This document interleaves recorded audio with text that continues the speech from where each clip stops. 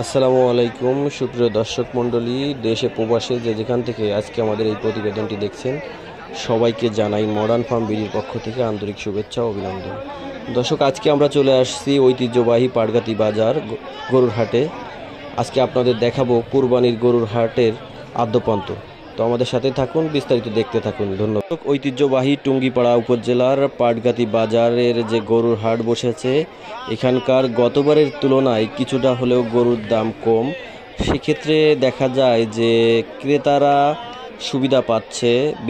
অনেক ক্রেতার সাথে কথা বললাম, তারা সুবিধা পাচ্ছে এবং যারা গরু বিক্রি করছে তারা যে দামে গরু বিক্রি করার আশা করে হাটে গরু নিয়ে আসছে, তুলনামূলক সে দাম হচ্ছে না।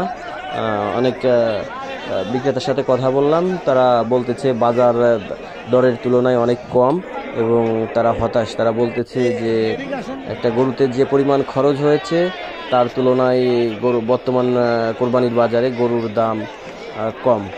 গরুর হাট ঘুরে দেখতে পেলাম যে হাজার হাজার মানুষ এবং উপচে পড়া ভিড়। আপনারা দেখছেন যে এত পরিমাণ মানুষের জন্য হাঁটা যাচ্ছে না। প্রচুর পরিমাণ ক্রেতারা বাজারে এসে, যেহেতু আজকে শনিবারের হাট, এই শেষ হাট আজকে পাটগাতি বাজারের, সেই জন্য আশেপাশের অঞ্চলে যে যেখান থেকে পারছে গরু কিন্তু চলে আসছে, যার জন্য প্রচুর পরিমাণ ভিড়। বাজার ঘুরে যতটুকু জানতে পারলাম যে গতবারের তুলনায় এবারে গরু বেচা কেনার হার একটু কম।